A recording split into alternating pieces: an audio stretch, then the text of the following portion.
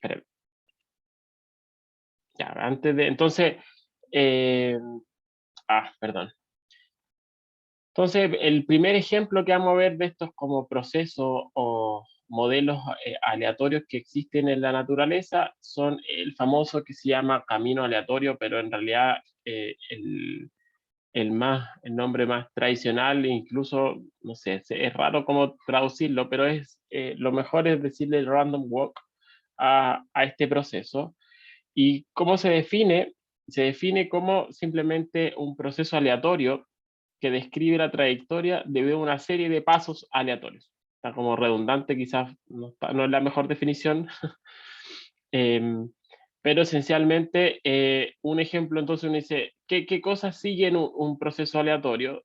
Aquí piensen que, eh, a ver, el ejemplo más clásico es el famoso como el curadito que parte en alguna posición y está tan borracho que empieza a dar ciertos pasos, digamos, de una longitud L fija, y empieza a dar así como tumbos de un lado hacia el otro, ¿sí?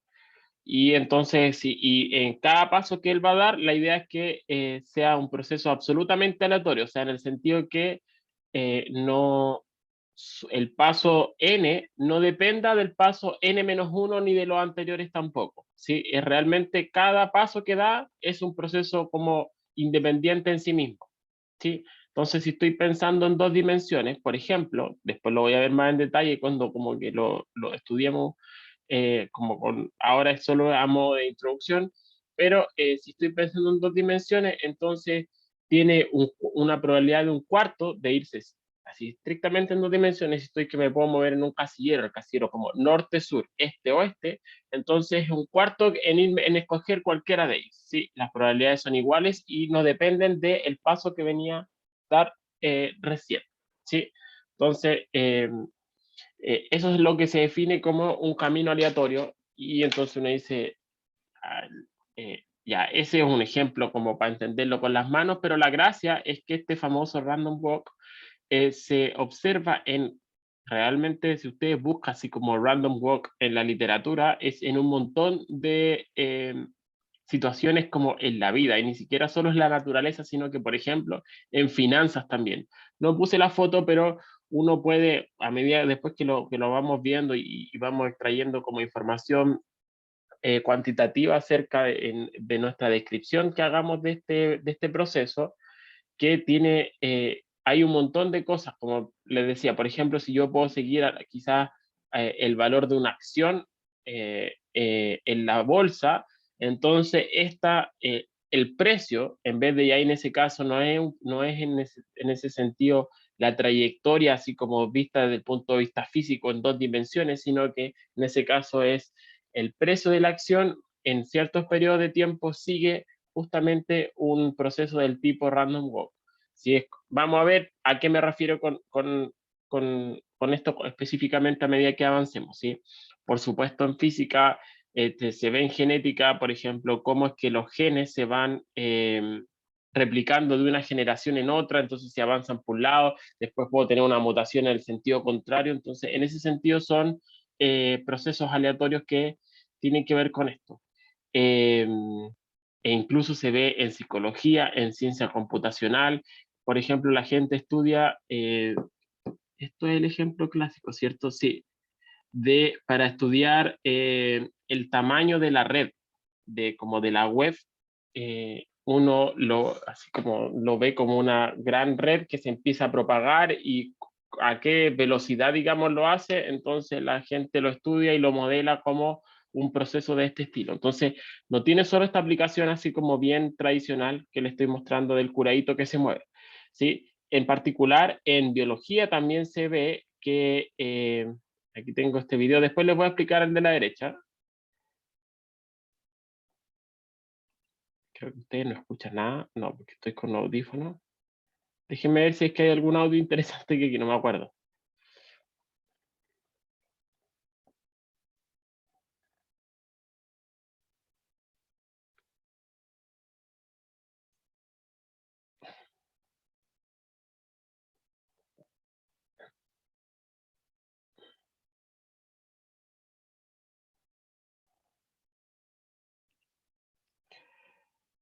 Ya, lo que está mostrando este video aquí son, bueno, tal cual dice aquí, dice granos de polen en agua, y el tipo de movimiento que siguen es movimiento browniano, que no es más que a nivel microscópico un camino aleatorio. ¿A qué me refiero?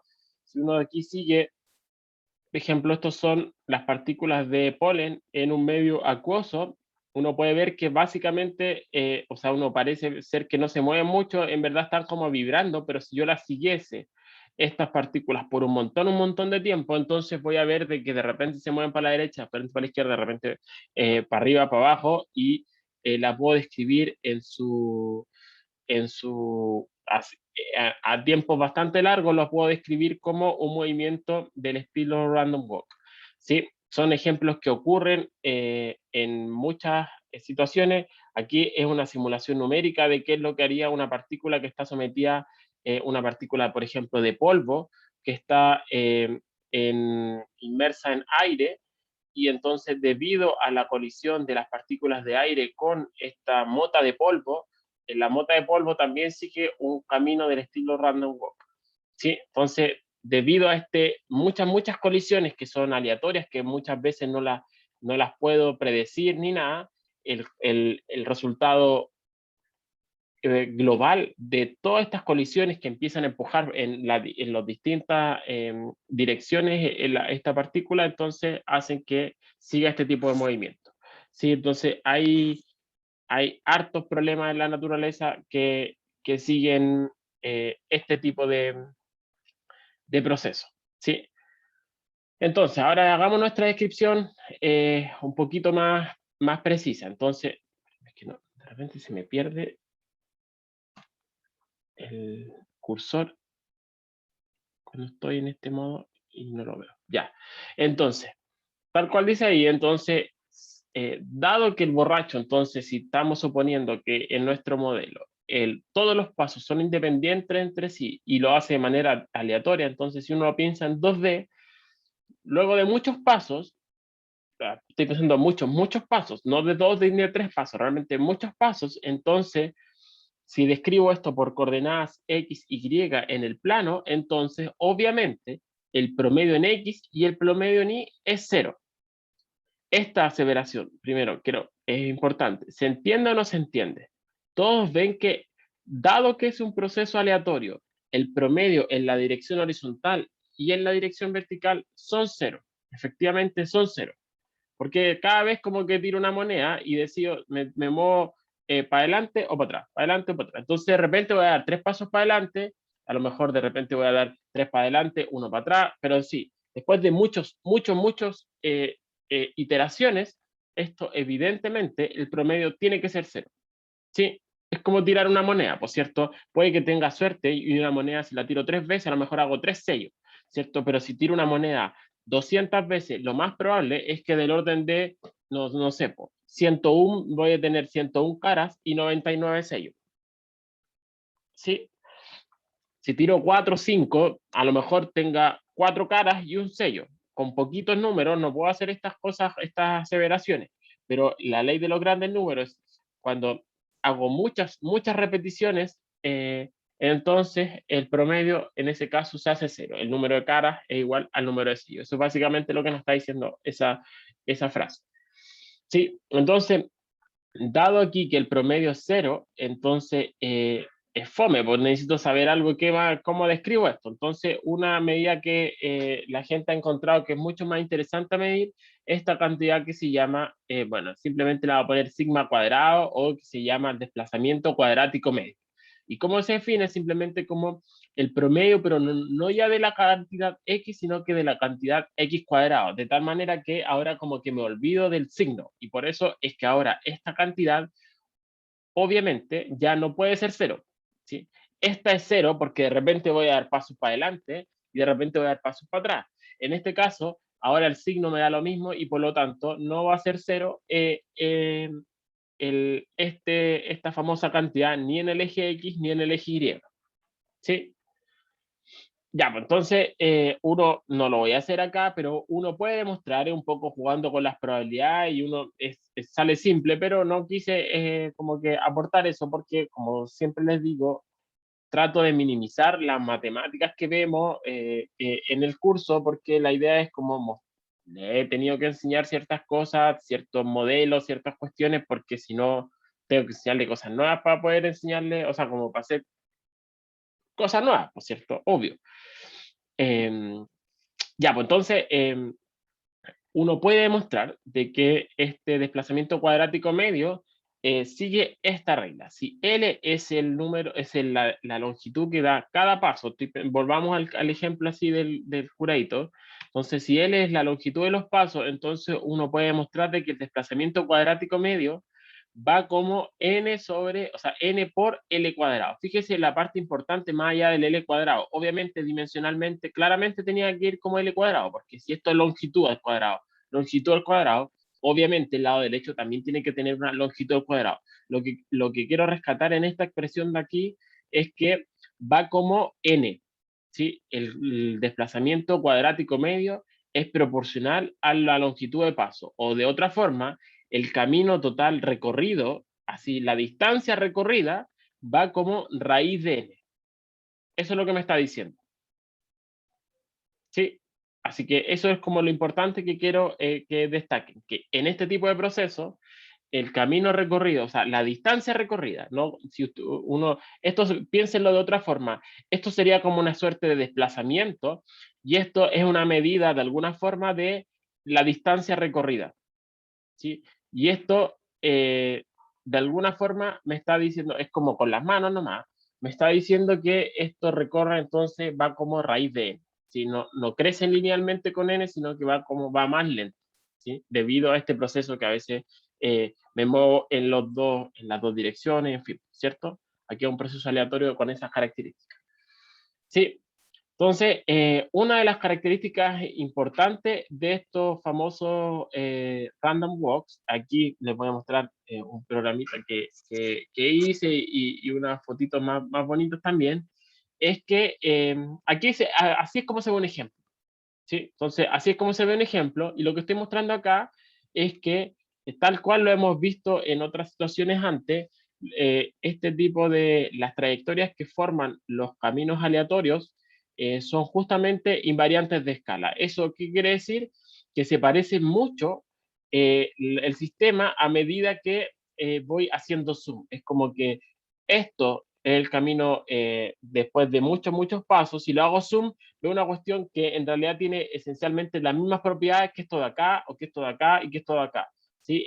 Si empiezo a hacer como que zoom, o al revés, si empiezo a hacer zoom out cada vez alejando la vista de esta trayectoria, entonces se empieza a ver esencialmente lo mismo, ¿sí? Entonces, eso es similar a lo que veíamos con el caso de los fractales. Esto no es un fractal, pero cumple la propiedad de que también es invariante de escala. Sí, hay cuestiones matemáticas detrás de esto que uno puede escribir esto, hay unos exponentes que uno puede definir y en fin, ya, obvio, no me voy a ir por ese lado tampoco, pero sí quería mostrarle esta pequeña propiedad. Sí, entonces, ¿cómo se hace esto? Ustedes saben, el código MATLAB, yo mismo lo hice, así que, pero ¿cómo es que se vería esto? Entonces, si yo quisiera un pequeño código, esencialmente aquí lo que hice el código para hacer distintas corridas de caminos aleatorios para mostrarle que efectivamente son distintas. Cada vez que he hecho andar el proceso, me dan resultados distintos. Entonces, por eso es que está este for de afuera, que está acá, ¿cierto? El que me recorre distintos caminos, ¿sí? Pero dentro de cada corrida que yo hago, eh, entonces yo, ¿qué es lo que tengo que hacer? Preguntarme entonces en cada paso que quiero seguir, entonces la pregunta es, primero, ¿en cuál de las direcciones me voy a mover? Y una vez que defina en cuál de las direcciones, lo hago en el sentido positivo o en el sentido negativo. ¿Sí? Eh, entonces, por eso es que, bueno, eso ustedes ya saben, ¿cierto? Se lo van a entender trivialmente, por eso está un número, este rand es número aleatorio entre 0 y 1, lo multiplico por 4, entonces después hago el caso, como está esto entre 0 y 1, a multiplicarlo por 4 me queda entre 0 y 4, pero si aplico la función floor, entonces me quedo con el entero más cercano pero para abajo, entonces los casos posibles luego de aplicar la función floor es 0, 1, 2 y 3, ¿cierto? Entonces es una forma como reducida de ponerme los 4 casos y asignarle la misma probabilidad a moverme para arriba, para abajo, para un lado o para el otro lado. ¿Sí? Entonces, una vez que defino eso, entonces digo, si es que estoy en un caso, entonces me muevo en un sentido, si no en el otro sentido, por eso es más, menos, ¿cierto? Y finalmente, en esta línea que está acá, computo este desplazamiento cuadrático medio, que va a ser entonces este x cuadrado más y cuadrado. ¿Sí? Entonces, así es como se ven distintos caminos aleatorios, y fíjense que son bien distintos uno del otro, y que nuevamente vemos esta estructura que de repente se queda pegado y de repente como que saliese de esta zona y empieza a avanzar nuevamente. Esto no me acuerdo con qué parámetros los corrí, con cuántos pasos, no sé, 2000, 3000, en verdad no sé cuántos pasos le tiré para obtener esta imagen. ¿Sí? Lo importante es que fíjense que en todos los casos yo partí de la condición inicial 0,0. ¿Sí? Esa fue mi condición inicial, es la que está acá arribita. Partí en 0,0 y empecé a echar el proceso. Y fíjense, por ejemplo, si me fijo en la curva amarilla, yo como que partí por acá, esta me quedó escondida detrás, después me fui alejando, alejando, alejando y llegué por acá. Fíjense en un valor x igual, no sé, como 500 y igual 100. Mientras que la otra trayectoria fue súper, súper distinta. Todas van a ser distintas entre sí. ¿Sí? Obviamente porque cada proceso es distinto, cada paso, como dije, y cada corrida es independiente de la otra. ¿Sí? ¿Cómo se ven entonces estas distintas corridas? Fíjense que si ahora yo defino esta distancia cuadrática media, entonces así es como se ve. Si se definía tal cual lo mostré hace un rato, como función del número de pasos, aquí está, hice di a las 5 pasos, hice 100.000 pasos cada una de estas curvas. Y fíjense qué es lo que me dio. Me da esta cuestión de acá, y en verdad, bueno, primero que nada, aquí es bien distinto de lo que les mencioné yo recién. Esto, según esta expresión, el desplazamiento cuadrático medio tiene que ir, el sigma cuadrado tiene que ir linealmente con n. Y si lo veo acá, no puedo tirar, no, esto, ni una cuestión se parece a una ecuación de la recta. Aquí tengo sigma cuadrado versus n, de acuerdo a la expresión anterior, esto debiera ser, si yo lo entiendo así directamente, dice esto debiera ser como ir linealmente con n. ¿Qué es lo que está pasando? ¿A alguien se le ocurre qué es lo que podría estar pasando, no?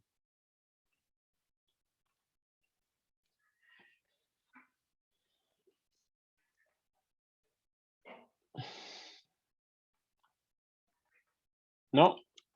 ¿Alguna idea o no?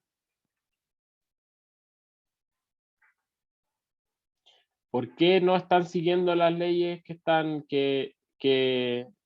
¿por qué no va linealmente?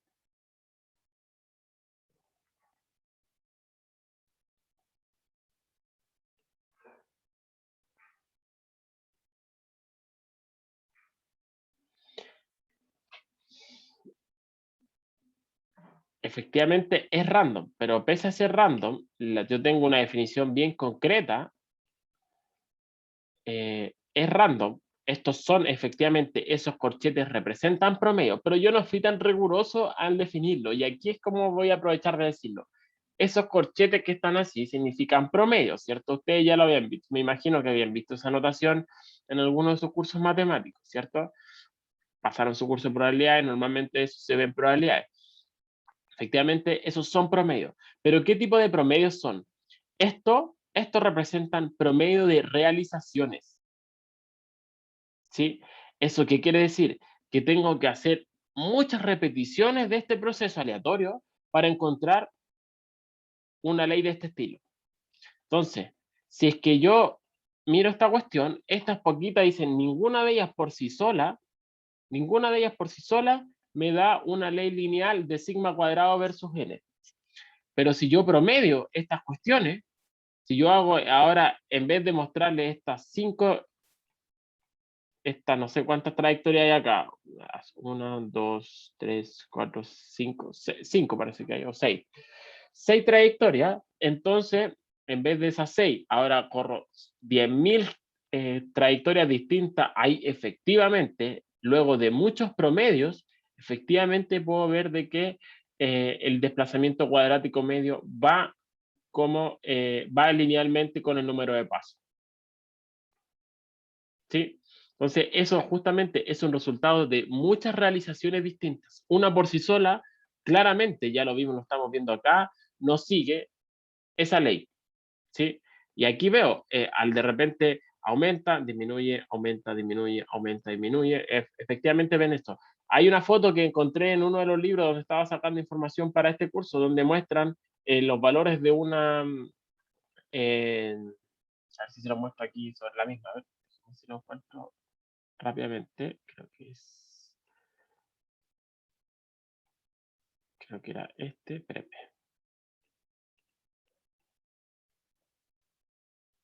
Este o no, sí, creo que este libro es, espérame. Buscar la foto y porque así lo van a ver y van a decir, hoy son iguales, porque es muy evidente.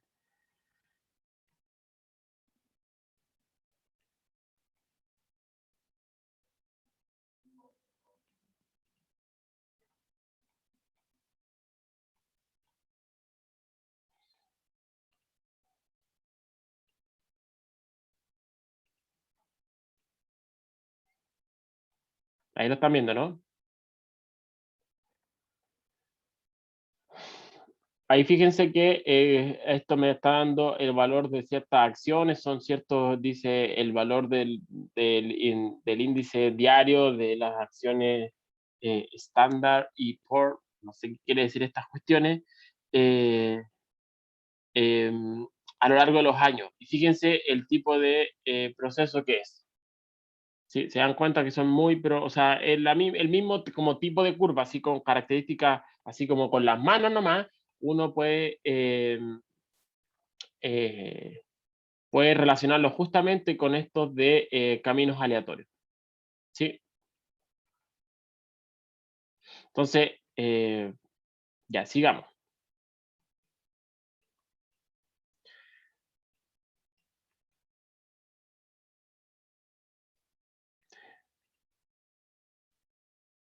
Ya, entonces espero que haya quedado claro. Y otra cosa que uno puede obtener de esto es decir, ya, yo aquí en la foto anterior lo que hice fue para encontrar la forma de esta curva, lo que encontré fue que para obtener esto hice 10.000 recorridos. ¿Qué pasa ahora si yo agarro esos 10.000 recorridos y me pregunto solo por el punto final que tuvo cada uno de esos 10.000 recorridos?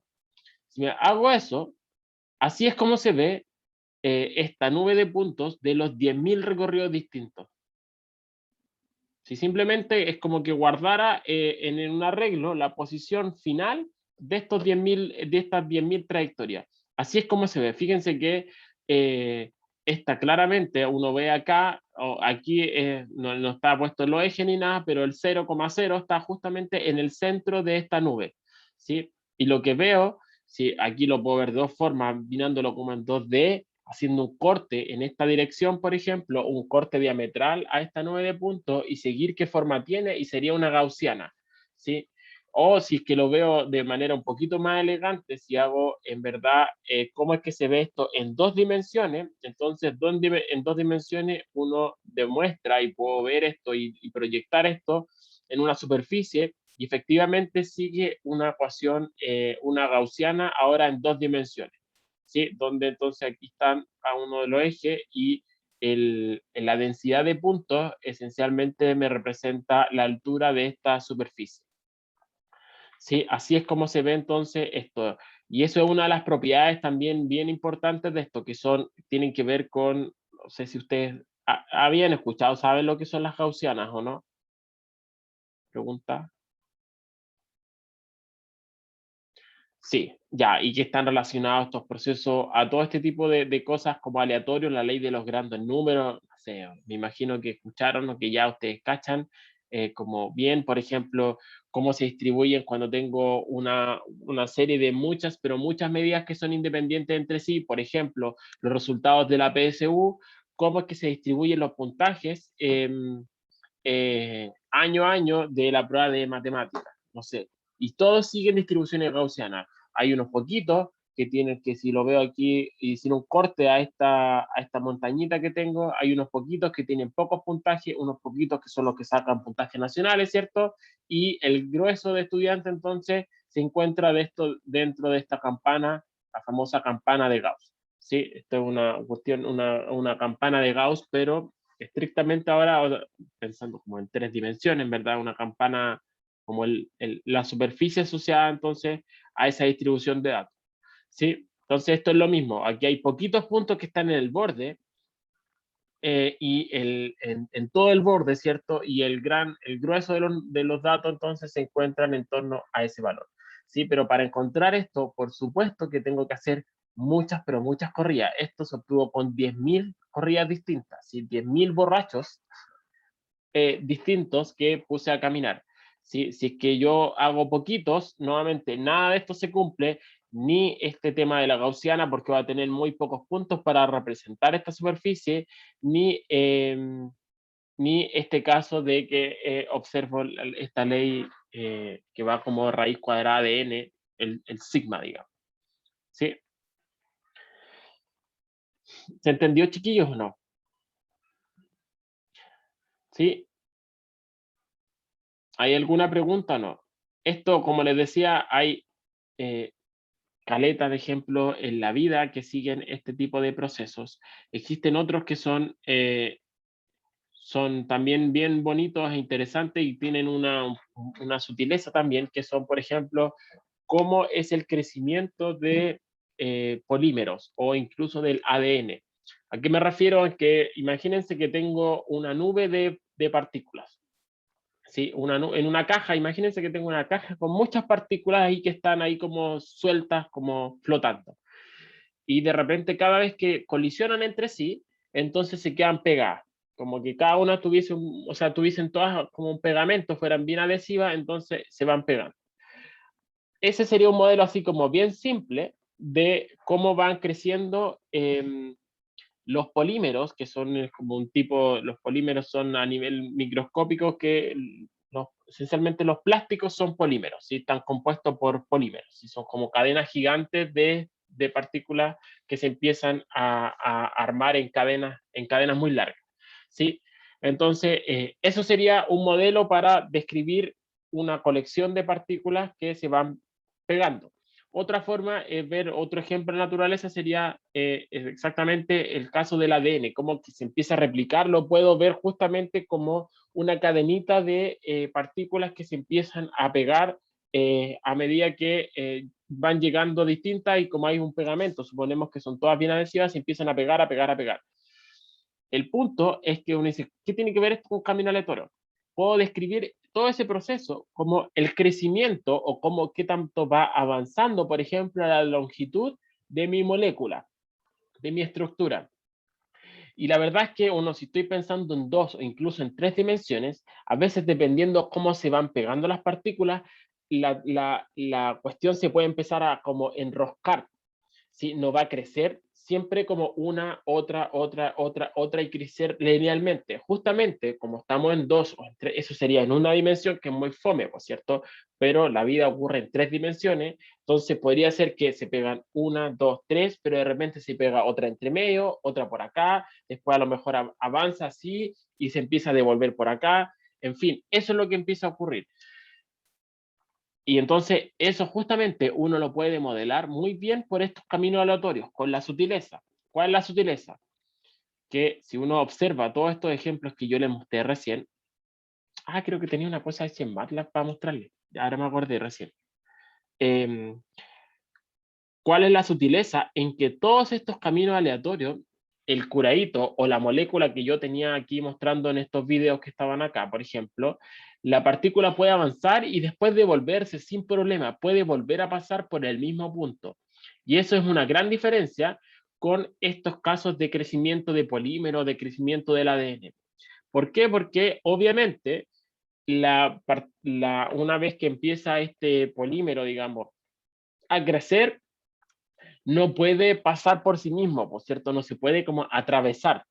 Entonces, son caminos aleatorios, se llaman, pero sin como intersección. No, si ya pasé por un punto, no puedo pasar por ese mismo punto de vuelta. Eso impone una restricción adicional a este código, que uno podría entonces modificarlo incorporando eso y decir, este sería el camino, el random walk, así como estándar y clásico, pero uno también entonces puede escribir un random walk, pero donde no hayan intersecciones. Entonces, si uno dice, ah, si tiro la moneda, que sería hacer este switch que está acá, y veo cada uno de los casos, si es que a lo mejor me da que me tengo que devolver, entonces termino ahí el proceso. Y entonces van a haber caminos, cuando yo, si escribiese el código, van a haber caminos que a lo mejor puedo hacer solo 50 pasos antes de quedarme como que atrapado y no poder avanzar. ¿Sí? A lo mejor en otros voy a recorrer 100 pasos, ¿sí? Entonces, ahí justamente eso va a hacer que, en este caso, en los que le acabo de mostrar hoy día, no tengo límite. Va a depender simplemente de cuánto yo quiero dejar corriendo el código en el computador, ¿cierto? Si hago 1 millón de pasos, no hay problema porque el curadito puede volver y pasar por sí mismo. Pero cuando yo estoy modelando estas cosas de crecimiento de estructura, entonces muchas veces hay que detenerlos antes, ¿sí? Eh,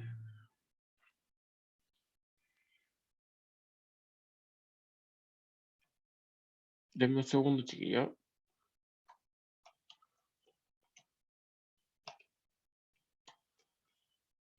Que estos días he escrito en verdad tantos códigos que ni me acuerdo cómo se llama.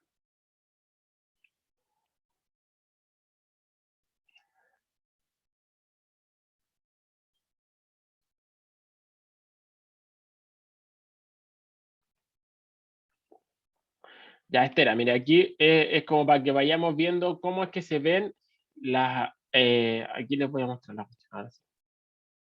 Cómo es que se ven un camino.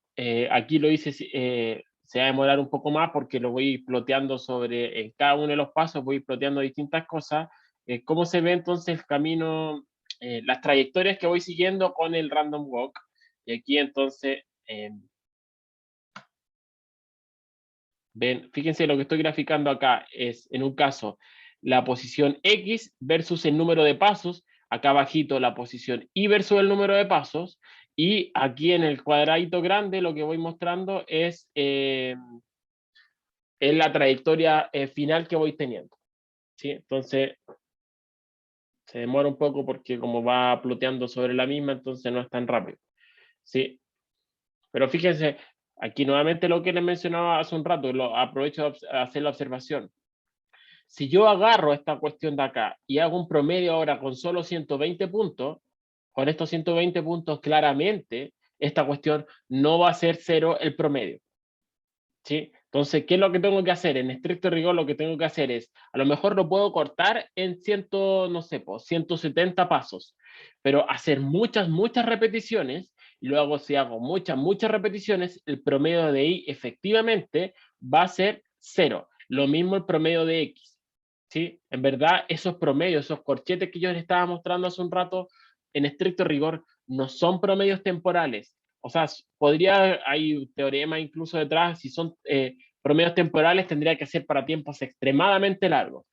¿Sí? Pero muy largos. Si yo quiero evitar hacer eso, entonces lo más razonable en este caso, a lo mejor es cortar en un número chico, 200, 300 pasos es un número chico para el tiempo. Recuerden que n en este caso representa el tiempo esencialmente, eh, pero hacer muchas corridas independientes. ¿Sí? Como que resetear el sistema desde cero y hacer una corrida y ver qué trayectoria hace. Luego de promediar muchas corridas independientes, entonces ahí efectivamente voy a ver que el corchete de X, o sea, el promedio de X, el promedio de Y son cero. ¿Sí?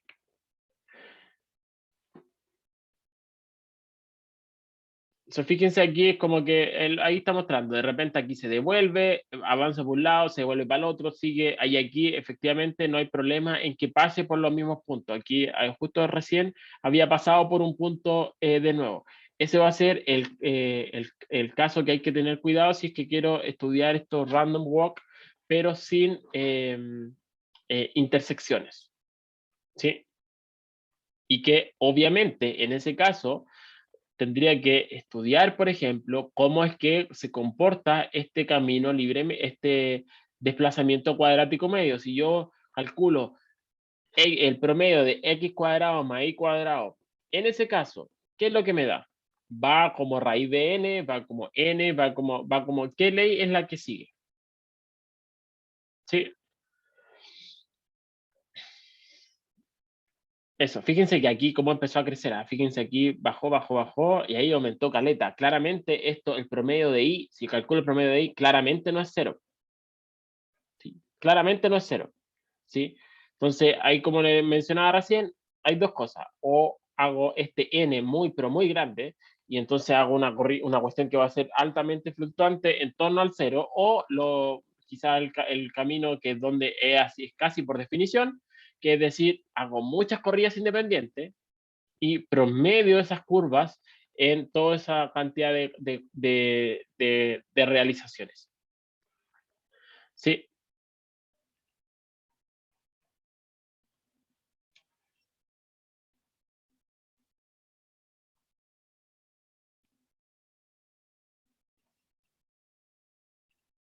¿se entendió, no, chiquillos?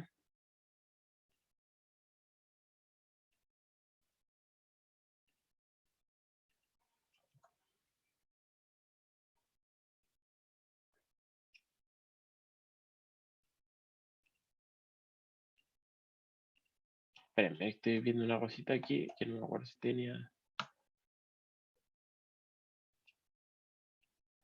Espérenme un segundo.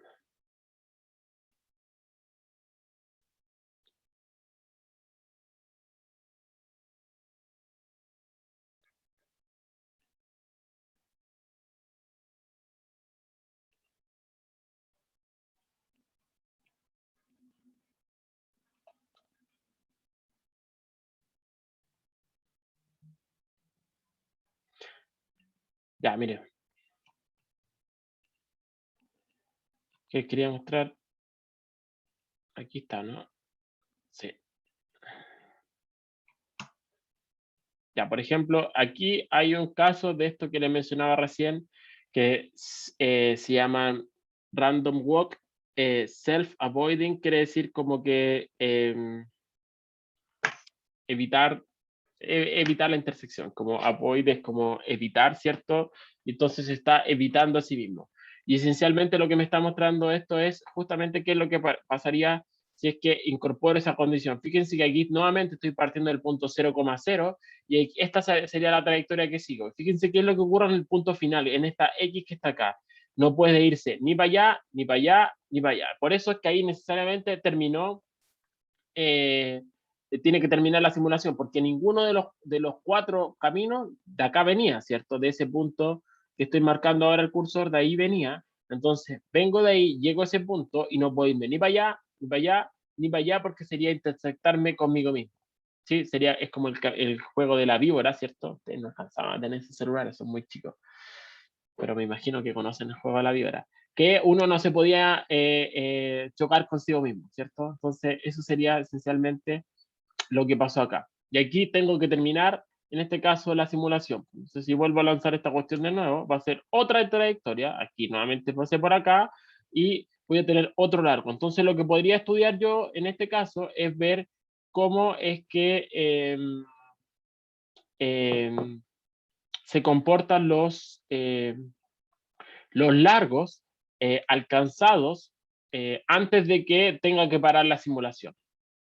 ¿Sí? Y a lo mejor podría estudiar incluso también cuánto me demoro típicamente en alcanzar ese punto. Uno es la longitud en la que lo hice y la otra es cuánto tiempo me demoré, porque a lo mejor justamente en algún camino voy a ser tan gil, recuerden que estos son todos procesos aleatorios, pero a lo mejor si es que me empiezo a enrollar sobre sí mismo, voy a decir, oh, ya jodí, hice mal el camino y van a haber caminos muy cortos y otros caminos un poco más largos, pero siempre van a ver, fíjense, este claramente fue mucho más corto que los anteriores.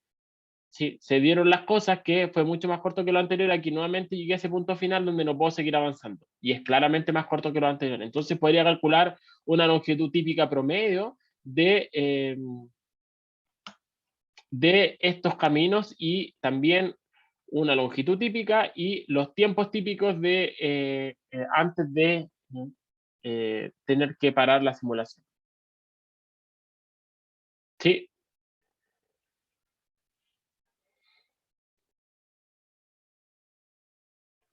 ¿Se entendió, chiquillo, no? ¿Hay alguna pregunta o no?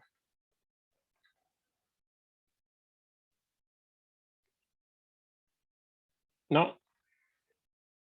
Ya.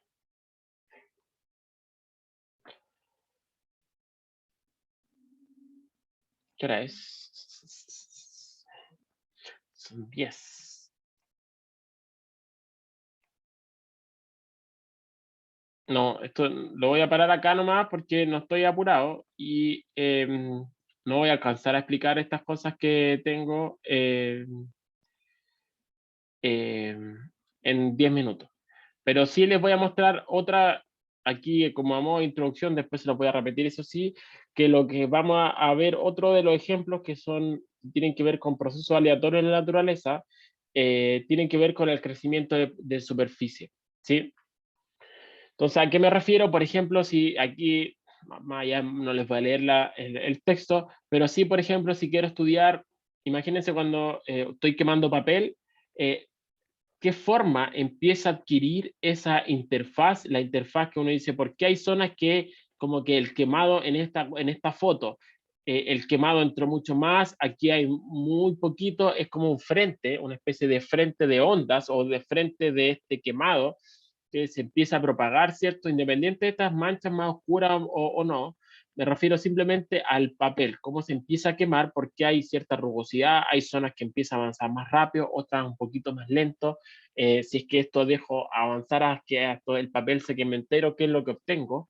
Entonces se entiende como crecimiento en este caso está disminuyendo la superficie en estricto rigor, pero es como que empezar a avanzar cierto como frente. ¿Sí? Lo mismo con el mojado, por ejemplo, de un papel. Si es que lo mojo, empiezo a mojar por un borde y veo que hay zonas del papel que empieza a avanzar más el mojado y otras un poquito menos.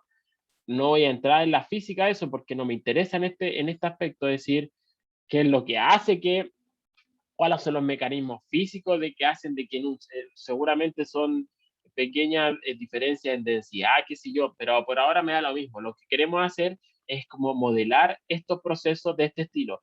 Y otro ejemplo que es bien bonito, que son estos copos de hielo, más que copos, son como cristales de hielo que se empiezan a depositar imagínense que yo voy en la micro y empieza a nevar, y imagínense que la ventana no está perfectamente vertical, si tiene una pequeña pendiente, así como la que estoy mostrando ahora.